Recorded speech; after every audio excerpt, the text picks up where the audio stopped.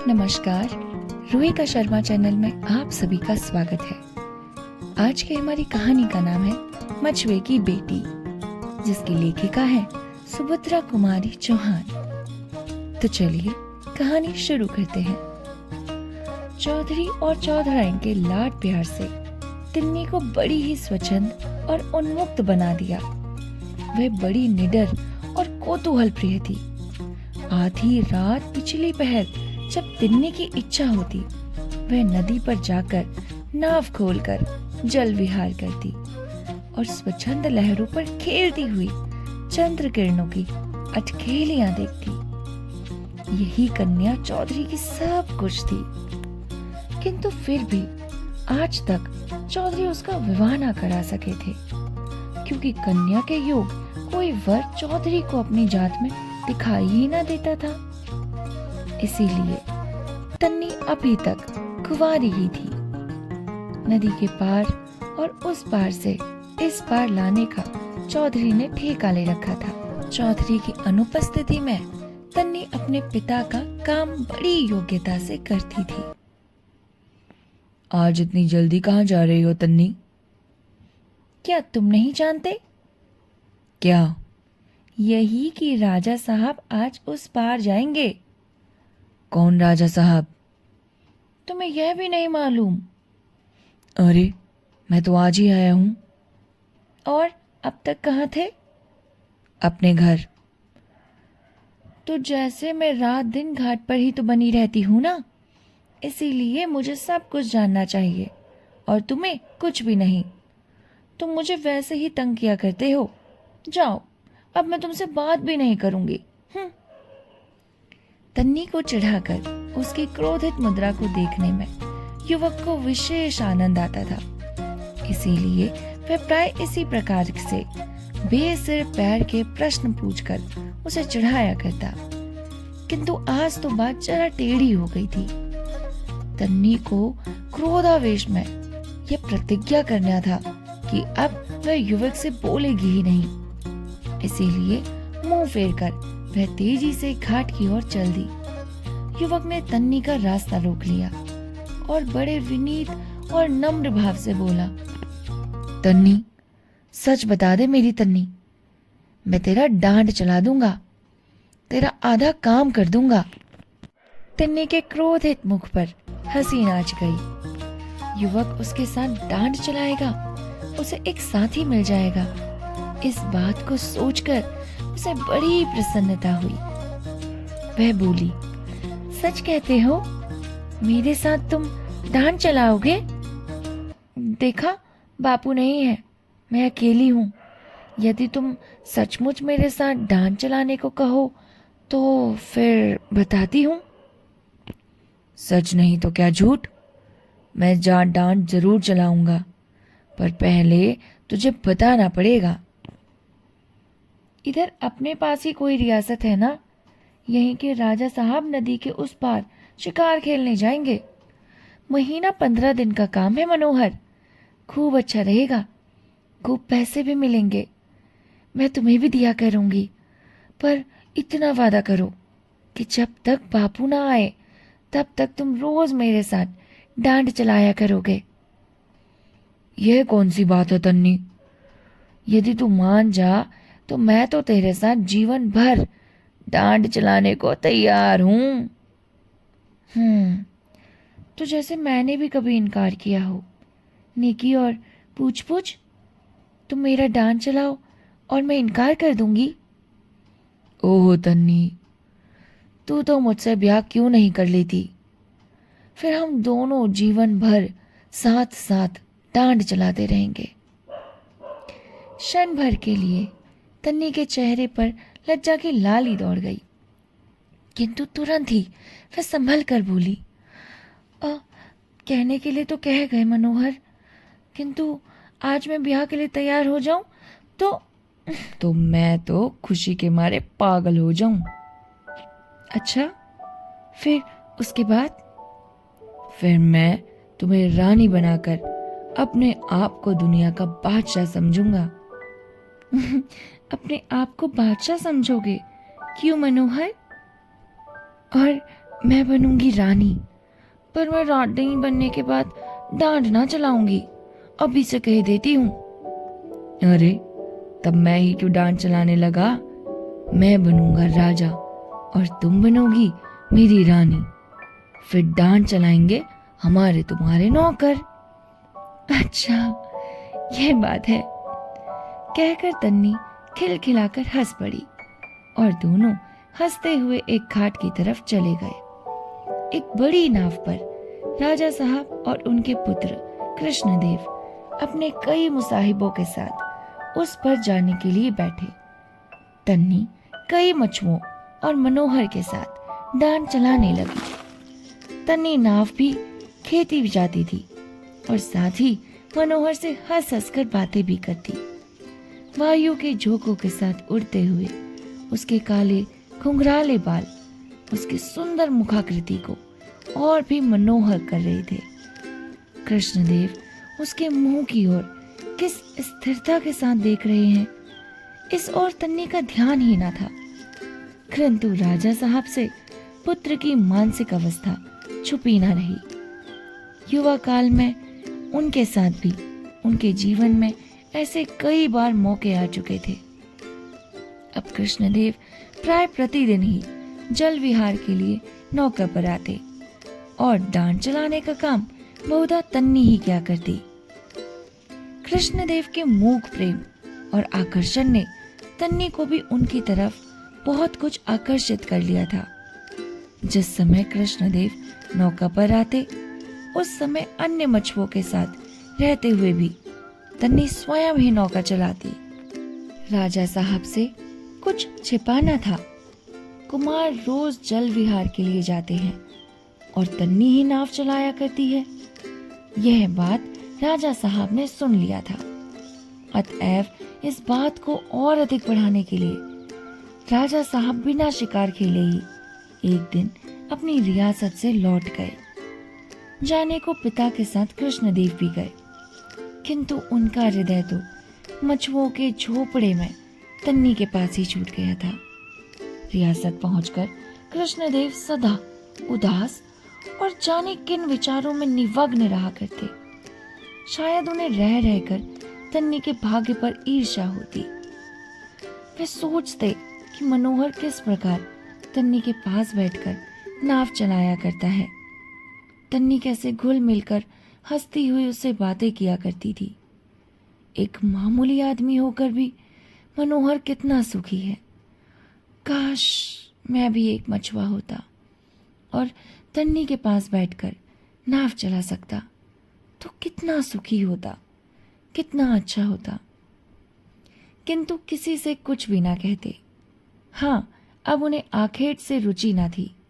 शतरंज के वे बहुत अच्छे खिलाड़ी थे, किंतु अब मोहरों की ओर उनसे आंख उठाकर देखा भी नहीं जाता। अध्ययन से भी उन्हें बड़ा प्रेम था। उनकी लाइब्रेरी में विद्वान लेखकों की अच्छी से अच्छी पुस्तकें थी, किंतु उन पर अब इंचों की धूल जम रही थी। यार दोस्त आते घंटों छेड़छाड़ करते, पर कृष्णदेव में तिल भर का भी परिवर्तन ना होता। उनके अंतर जगत में कितना भयंकर तूफान उठ रहा है, यह किसे मालूम था। कृष्णदेव अपनी वेदना चुपचाप पी रहे थे, किंतु उनकी आंतरिक पीड़ा और उनकी शारीरिक पीड़ा को उनकी शारीरिक अवस्था बता रही थी। उनका स्वास्थ्य दिनों दिन गिरता जा रहा था। पिता से पुत्र की बीमारी छिपी ना थी, वे सब जानते थे, किंतु वे चाहते यह थे कि किसी प्रकार इस बात को दबा का दबा ही रख दिया जाए। ये बात किसी भी प्रकार से दबी की दबी ही रहे, उन्हें बीच में ना पड़ना पड़े। कृष्णदेव उनका इकलौता पुत्र था। पुत्र की चिंता उन्हें दिन रात बनी रहती। तन्नी के अनिंदनीय रूप और चातुर्य से राजा साहब को आकर्षित ना किया हो सो बात न थी, किंतु थी तो वह आखिर मछुए की ही बेटी। राजा साहब उसे कृष्णदेव का विवाह करते भी तो कैसे? एक राजा और एक मामूली कछुअन कैसे हो सकता है? एक दिन राजा साहब कृष्णदेव के कमरे में गए। उस समय वह सोए हुए थे। आंखों के पास रोते रोते गड्ढे से पड़ गए थे। चेहरा पीला पीला, शरीर सूख कर काटा सा हो रहा था। जमीन पर ही एक चटाई के ऊपर बिना तकिए के मखमली बिछौने पर सोने वाला एक दुलारा कृष्णदेव ना जाने किस चिंता में पड़ा पड़ा सो गया। राजा साहब की आंखों में आंसू आ गए। वो कुछ ना बोलकर चुपचाप कृष्णदेव के कमरे से बाहर निकल आए।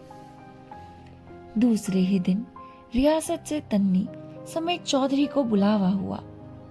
उन्हें शीघ्र से शीघ्र उपस्थित होने की आज्ञा थी और साथ ही उन्हें लेने के लिए सवारी भी आई थी। इस घटना ने मोहल्ले भर में हलचल मचा दी। चौधरी बहुत घबराए। सोचा अवश्य ही मेरी अनुपस्थिति में इस उद्दंड लड़की ने कोई अनुचित व्यवहार कर दिया होगा। राजा साहब जरूर नाराज हैं, नहीं तो तन्नी समेत लाए जाने के कारण हो ही क्या सकता है। मोहल्ले वाले सभी चौधरी को समयोचित सीख देते आए। अपनी अपनी समझ के अनुसार किसी ने कुछ कहा, किसी ने कुछ। तन्नी का हृदय कुछ और ही बोल रहा था। तन्नी पिता के पास मोटर पर बैठने ही वाली थी कि मनोहर ने आकर धीरे से तन्नी से कहा, तन्नी, कहीं राजकुमार ने तुम्हें अपनी रानी बनाने के लिए बुलाया हो तो? कुछ तुम मुझे अपनी रानी बना देते, कुछ राजकुमार बनाएंगे। तन्नी, तुम सदा ही मेरे हृदय की रानी रही हो और रहोगी। आज ऐसी बातें क्यों करती हो? सो कैसे? बिना विवाह हुए ही तुम्हारी या तुम्हारे हृदय की रानी मैं कैसे बन सकती हूं? तन्नी ने रुखाई से पूछा। तन्नी, रानी बनने के लिए विवाह ही थोड़े जरूरी है। जिसे हम प्यार करें वही हमारी रानी। तन्नी का चेहरा तमतमा गया। बोली, धत, मैं ऐसी रानी नहीं बनना चाहती। ऐसी रानी से तो मछुए की बेटी ही भली। हाँ। और मनोहर की उत्तर की प्रतीक्षा ना करके पिता के पास जाकर मोटर पर बैठ गई और मोटर स्टार्ट हो गई। जब यह लोग रियासत में राजा साहब के महल के सामने पहुंचे तो कुछ अंधेरा हो चला था। इनके पहुंचने की सूचना राज साहब को दे दी गई। चौधरी पुत्री समेत महल के सोने कमरे में बुलाए गए। कमरे में राजा साहब और कृष्णदेव को छोड़कर कोई न था। डर के मारे चौधरी की तो हुलिया बिगड़ रही थी, किंतु तन्नी मन ही मन मुस्कुरा रही थी। पिता पुत्री का उचित सम्मान करने के उपरांत राजा साहब ने मछुए को संबोधन करके कहा, चौधरी, हमने तुम्हें किस लिए बुलाया है? कदाचित तुम नहीं जानते। चौधरी भय से कांप उठे, हाथ जोड़कर बोले, मैं तो महाराज गुलाम हूं सदा। राजा साहब बात काटते हुए बोले, हम तुम्हारी इस कन्या को राजकुमार के लिए चाहते हैं। तन्नी ओंठों के भीतर मुस्कुराई और चौधरी आश्चर्य से चकित हो गए। एक बार राजा साहब की ओर और फिर उन्होंने तन्नी की ओर देखा। सहसा चौधरी को इस बात पर विश्वास ना हुआ। कहां मैं एक साधारण मछुआ और कहां वो रियासत के राजा? हमारे बीच में कभी रिश्तेदारी भी हो सकती है? फिर ना जाने क्या सोचकर भय विट्ठल के कारण चौधरी ने हाथ जोड़कर कहा, महाराज, यह कन्या मेरी नहीं है। राजा साहब चौंक उठे। आश्चर्य से उन्होंने चौधरी से पूछा, क्या? फिर किसकी लड़की है? हाथ जोड़े ही जोड़े चौधरी बोले, महाराज, 15 साल पहले की बात है। नदी में बहुत बाढ़ आई थी। उसी बाढ़ में मेरे बुढ़ापे की लकड़ी, यह कन्या मुझे मिली। यह एक घाट पर बहती हुई आई थी और इसके गले में एक छोटी सी सोने की ताबीज थी। ताबीज का नाम सुनते ही राजा साहब को ताबीज देखने की उत्सुकता हुई। उनके मस्तिष्क में किसी ताबीज की धुंधली स्मृति छा गई। पिता के आदेश से तन्नी गले से ताबीज निकालने के लिए ताबीज के धागे की गांठ खोलने लगी। मछुए ने फिर कहना शुरू किया, महाराज, इस ताबीज का भी बड़ा विचित्र किस्सा है। एक बार ताबीज का धागा टूट गया। कई दिनों तक याद न रहने के कारण यह ताबीज इसे ना पहनाई जा सकी।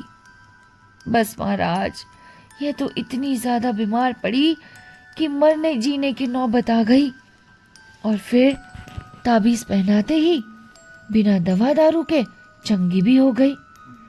तब से ताबीज आज तक इसके गले में पड़ी है। राजा साहब को स्मरण हुआ आया कि 15 साल पहले उनकी लड़की भी टेंट के अंदर से बाढ़ में बह गई थी, जिसके गले में उन्होंने भी एक ज्योतिषी के आदेशानुसार ताबीज पहनाई थी।